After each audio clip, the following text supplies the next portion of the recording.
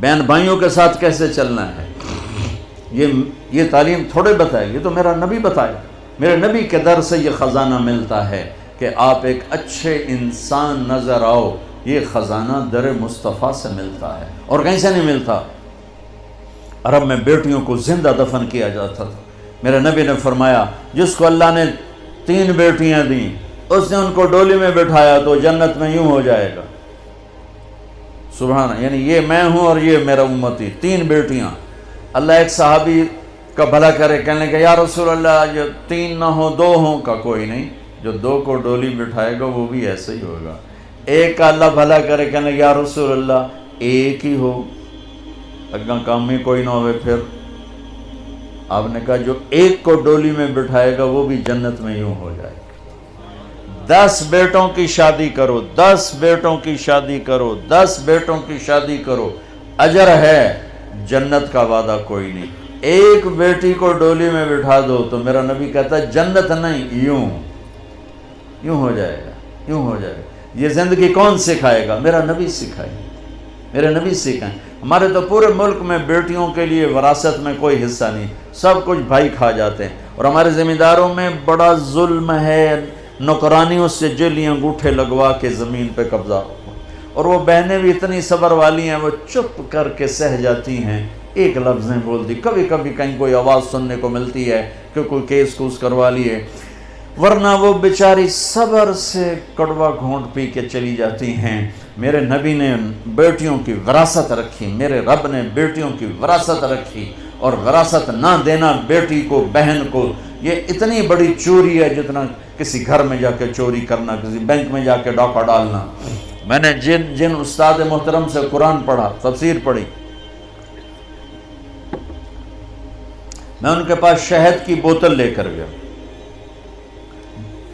وہ 10 روپے کی شہد کی بوتل آتی تھی، لیکن میرے تو 10 پیسے بھی نہیں لگے تھے. اپنا جو میرے آموں کا باغ تھا اسے اتروا کے لے گئے. کہا استاد جی آپ کے لیے شہد لایا ہوں. کہاں سے لائے ہو؟ میں نے کہا جی میرے اپنے باغ کا ہے. میرے والدین زندہ تھے اس وقت.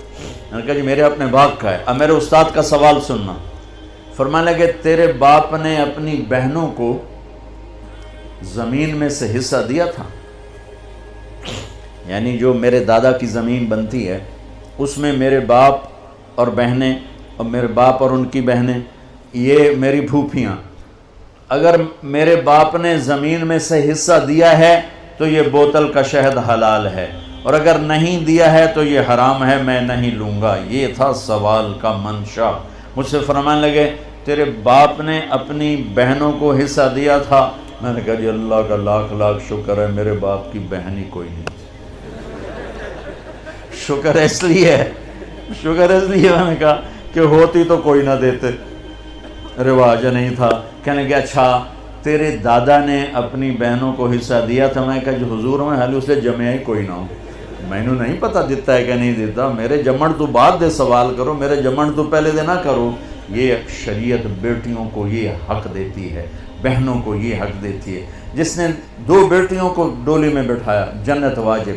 جس کی بیٹیاں کوئی نہیں، بیٹی نہیں ہوئی، ادھر جیسے میرا یعنی میرے جو دادا تھے ان کے کوئی بیٹے، 2 بھائی تھے صرف، میرا باپ اور میرا تایا، بس 2 بھائی تھے، ساری وراثت ان کی تھی. لیکن اللہ نے دو بیٹیاں نہیں دی، 2 بہنیں دے دیں. اس نے اپنی بہنوں کو بیٹیوں کی طرح پالا اور شادی کی اور ڈولی میں بٹھایا، اور جو باپ کی طرف سے حق بنتا ہے ان کے گھر پہنچایا. تو میرا نبی نے فرمایا کہ جنت میں داخل ہو گیا، وہ جنت میں داخل ہو گیا.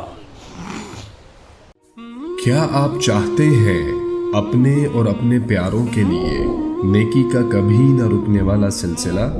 تو مدد کریں بہترین صدقے سے اور دیجیے پانی کا تحفہ ان کو جو اس نعمت سے محروم ہیں. اپنے صدقات اور عطیات MTJ فاؤنڈیشن تک پہنچائیں.